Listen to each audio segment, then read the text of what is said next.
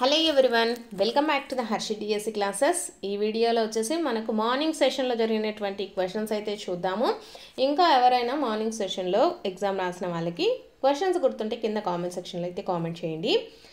So మనకు తెలిసినంతవరకు వచ్చేసి సైకాలజీలో చూసుకున్నట్లయితే ప్రజ్ఞ పొదుపు గణనకు సంబంధించి క్వశ్చన్స్ అయితే అడిగారంట అండి.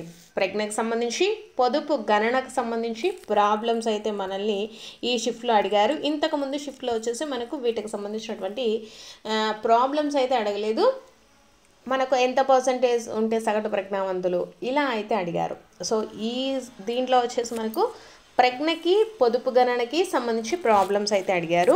నెక్స్ట్ శాస్త్రవేత్తలు గ్రంథాల గురించి అయితే అడిగారండి. సో మనకు జతపరచండి, శాస్త్రవేత్తలు ఇచ్చేసి వాళ్ళు రాసినటువంటి గ్రంథాలను అయితే మ్యాచ్ చేయమని చెప్పారంట. నెక్స్ట్ క్రీడలకు సంబంధించి క్వశ్చన్ అండి. ఏకాంతర క్రీడలు సమాంతర క్రీడలకు సంబంధించి ఇది కూడా అప్లికేషన్ టైప్ క్వశ్చనే అడగడం జరిగింది. సో ఓవరాల్గా చూసుకున్నట్లయితే ఈరోజు ఎగ్జామ్ కూడా ఈరోజు జరిగినటువంటి ఎస్జిటి ఎగ్జామ్ కూడా ఎక్కువగా అప్లికేషన్ టైప్ బిట్సే ఉన్నాయండి.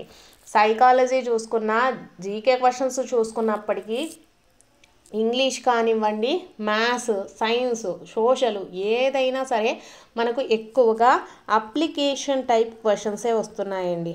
అప్లికేషన్ టైపే వస్తున్నాయి. డైరెక్ట్గా మనకు ఒక 10 క్వశ్చన్స్ చూసుకుంటే ఓన్లీ 1 క్వశ్చన్ మాత్రమే డైరెక్ట్గా వస్తుందండి. ప్రతి ఒక్కటి అప్లికేషన్ టైపే ఇస్తున్నారు కాబట్టి కొంచెం హార్డ్ వర్క్ అయితే చేయండి. ఎక్కువగా మనకు క్వశ్చన్స్ చదవడానికి సరిపోతుంది కాబట్టి కొంచెం స్పీడ్గా క్వశ్చన్స్ చదవడానికి అయితే ట్రై చేయండి. నెక్స్ట్ ఎరిక్సన్ దశలకు సంబంధించి శ్రమించడం న్యూనతకు సంబంధించి క్వశ్చన్ అయితే అడిగారంట అండి. నెక్స్ట్ ఎన్సిఎఫ్ సంబంధించి ఎన్ఈపి, ఎన్సిఈఆర్టీ ఇవి కూడా మనకు అప్లికేషన్ టైప్లోనే క్వశ్చన్స్ అయితే ఇవ్వడం జరిగింది. కంపల్సరీగా ఎన్సిఎఫ్కి సంబంధించి ఎన్సిఆర్టీ కానీ ఎన్ఈపి కానీ కంపల్సరీ క్వశ్చన్ అయితే వస్తుందండి. నెక్స్ట్ కమిటీలకు సంబంధించి మనకు కమిటీలు, అలాగే ఆ కమిటీలకు సంబంధించి మనకు వాళ్ళు జారీ చేసినటువంటి ఆదేశాలండి. ఇది కూడా మనకు అప్లికేషన్ టైప్ క్వశ్చన్సే ఇవ్వడం జరిగింది. సో మనకు మొదలైన కమిషన్స్ ఇవన్నీ ఉన్నాయి కదా, వాటికి సంబంధించి. నెక్స్ట్ సంఘర్షణకు సంబంధించి పరిహార క్వశ్చన్ అయితే అడగడం జరిగింది. నెక్స్ట్ మందబుద్ధి వాళ్ళు అంటే వాళ్ళ యొక్క ప్రజ్ఞ ఎంత ఉంటుంది అనేసి ఇచ్చారు. దశలు వరుస క్రమం అండి. మనకు ప్రాగ్భాష దశ, నెక్స్ట్ వచ్చేసి ముద్దు పలుకుల దశ ఇది ఉంది కదా. సో వీటికి సంబంధించి సరి అయిన వరుస క్రమాన్ని అయితే అడగడం జరిగింది. ఇది కూడా అప్లికేషన్ టైపే. సో ఇవి వచ్చేసి మనకు సైకాలజీకి సంబంధించి క్వశ్చన్స్ అండి.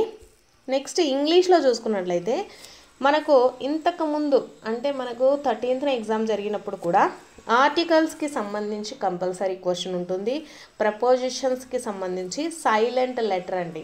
సైలెంట్ లెటర్ మనకు ఒక 4 వర్డ్స్ ఇచ్చేసి దాంట్లో సైలెంట్ లెటర్ ఏది అనేసి అడుగుతారు.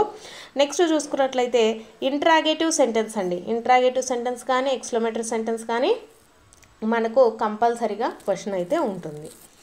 నెక్స్ట్ ఇవి ఇంగ్లీష్కి సంబంధించి అండి. ఇంగ్లీష్కి సంబంధించి జనరల్ గ్రామర్లో కంపల్సరీగా క్వశ్చన్స్ అయితే ఉంటాయండి.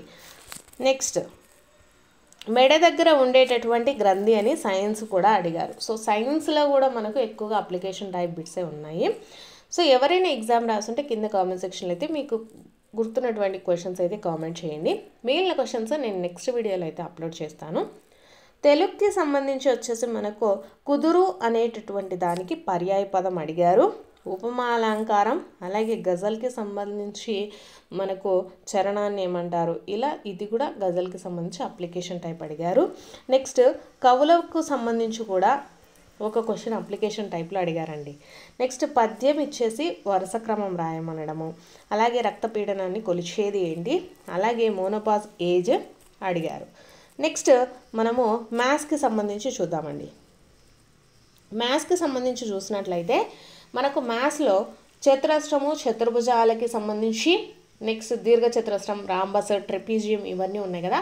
వీటిల్లో కూడా మనకు మ్యాథ్స్కి సంబంధించి ఎక్కువగా అప్లికేషన్ టైపే వస్తున్నాయండి.